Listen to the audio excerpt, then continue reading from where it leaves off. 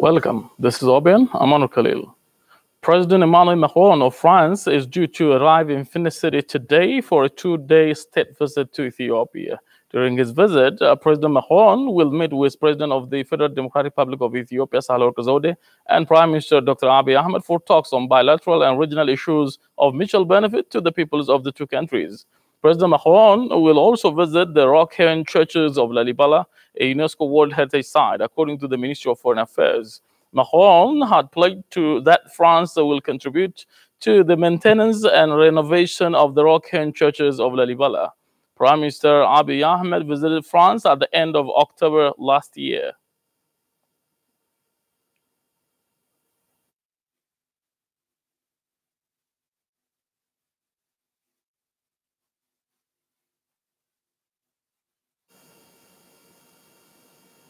Macron is the youngest leader of the Fifth Republic since Napoleon. Prime Minister Dr. Abiy Ahmed received at his office yesterday morning Mr. David Beasley, Executive Director of the World Food Programme, WFP.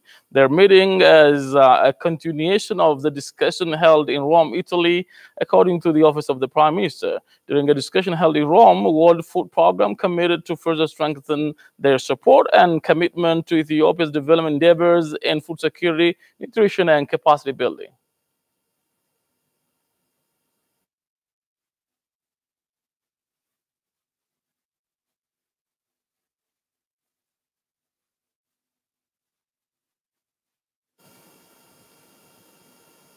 India's ambassador to Ethiopia said the comprehensive partnership between India and Ethiopia has been gaining momentum. Welcome at the story. Ambassador of India to Ethiopia, Nuragri Bastava, told Ethiopian news agency said that the relationship between Ethiopia and India has borne fresh fruits in various sectors. According to him, the two nations have multi-faced, vibrant and robust bilateral relationship which has advanced into a strong political, commerce and people-to-people linkage. India-Ethiopia relations are something which can be described in three words. They are multifaceted, they are vibrant, and they are robust. So therefore, what we see today is that this relationship has proceeded in various areas. We have a political relationship which is of comfort between the two sides. We have a commercial relationship which makes us one of the top three economic partners of Ethiopia.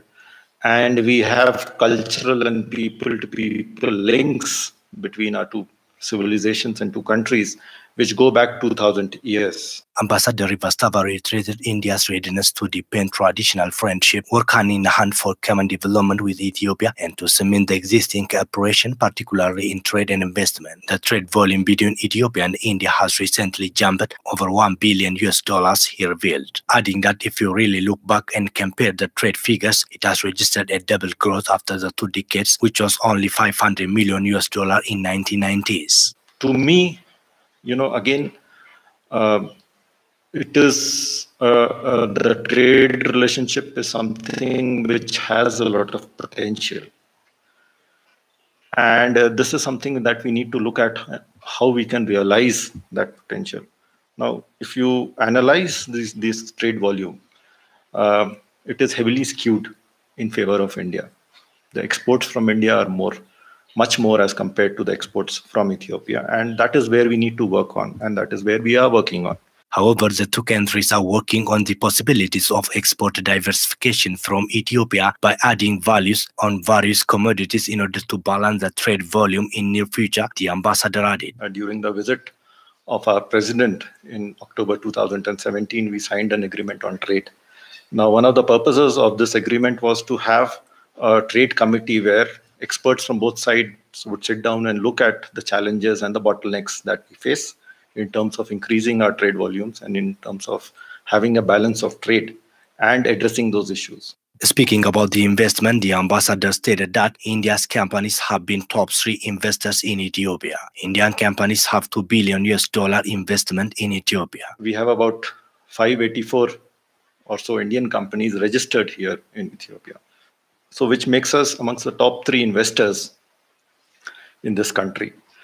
Now, The reason why Indian investors have chosen Ethiopia is because it provides for a stable political climate. It provides for strong macroeconomics, and the government is focused on attracting investors and providing them with a incentive package. According to the ambassador, India is looking forward to boosting investment as Ethiopia continues to be an attractive investment destination. Appreciating the far-reaching reforms Ethiopia has been undertaking under Prime Minister Dr. Abiy Ahmed, India has in particular been watching carefully those investors who have engaged in Ethiopia. I can share with you that this is something which has been watched very carefully in India, particularly by those who engage with Ethiopia, our investor community. It has generated a lot of hope and optimism, not only in your country, but also in the region. So therefore, this is something that we are watching very carefully and we are very interested in, because Ethiopia is a long-term economic partner. Rivastava said the current announcement by the Ethiopian government to open up the economy in areas of telecom, shipping and logistics as well as airlines is attracting Indian investors. The black box voice recorder from the Ethiopian Airlines flight ET302, which crashed on Sunday, has been recovered. All 157 people on board died when B737-800 MAX, with registration number ETAVJ, on regular scheduled flight from Finfinne City to Nairobi, Kenya, crashed around Bishoftu, 47 kilometers away from the capital of Finfinne on Sunday. According to the BBC report, the U.S. plane maker Boeing is facing questions after an Ethiopian Airlines 737 crash on Sunday. It was the second crash in 5 months involving a 737 MAX 8, and the comparisons are being drawn with a Lion Air accident in Indonesia last October.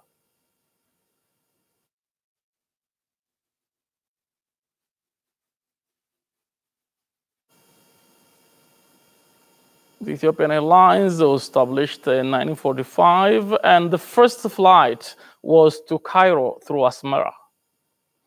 Ethiopia, China, Indonesia, and many other countries have grounded Boeing 737 MAX 8 jets after latest crash in Ethiopia. Forgot Burhan of the story. On Monday, China ordered its domestic airlines to suspend the commercial operation of nearly 100 of the jets in question. Ethiopian Airlines followed Chinese announcement by grounding all its Boeing 737 MAX 8 aircraft as well, according to a spokesperson. The crash that took place just outside Ethiopia's capital, Finfinne, comes just months after another deadly accident involving the same model in Indonesia when a Lion Air flight crashed after takeoff from Jakarta in October, killing all 189 people on board. Noting the similarities between the two accidents, China's Civil Aviation Administration said domestic airlines have until 6 p.m. local time to ground all 737 MAX 8 aircraft. It said operation of the model will only resume after confirming the relevant measures to effectively ensure flight safety, the administration said in a statement. Given that two accidents both involved newly delivered Boeing 737-8 planes and happened during takeoff phase, they have some degree of similarity, it said, adding the order was in line with its principle of zero tolerance on safety hazards. The 737 MAX 8 is sometimes referred to as the 737-8. Chinese airlines have 96 737 MAX jets in service, the state company regulator said on Weibo. The aviation authority will contact the U.S. Federal Aviation Administration and Boeing for consultation, it said.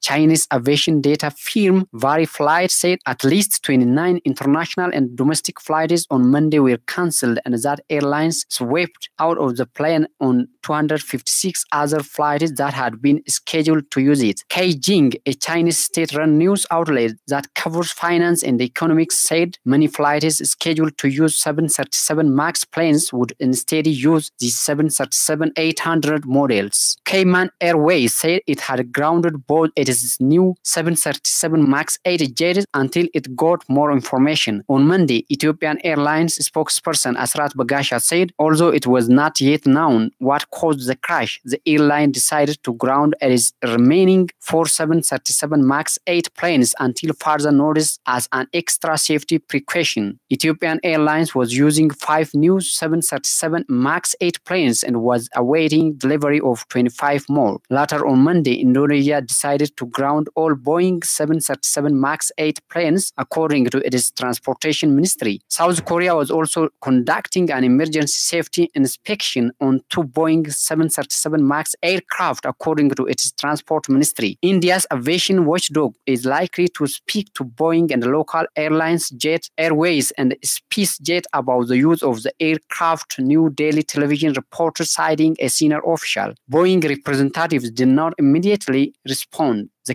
company tweeted that it was deeply saddened to learn of the passing of the new passengers and the crew on the Ethiopian Airlines plane. A Boeing technical team will be traveling to the crash site to provide technical assistance under the direction of the Ethiopian Accident Investigation Bureau and the U.S. National Transportation Safety Board. A statement on Boeing's website read, China is an important market for the U.S. aircraft company, accounting for about 1/5 of worldwide deliveries of Boeing 737 MAX models. The company has delivered 76 Boeing 737 MAX aircraft to Chinese airlines, which have ordered another 104 according to data from the aircraft maker's website updated in January. Al Jazeera's Andrin Brown, reporting from Beijing, said China became the first country to ground this aircraft.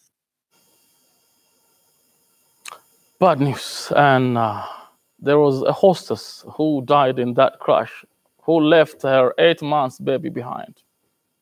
Thanks for watching. Have a good time. Bye-bye.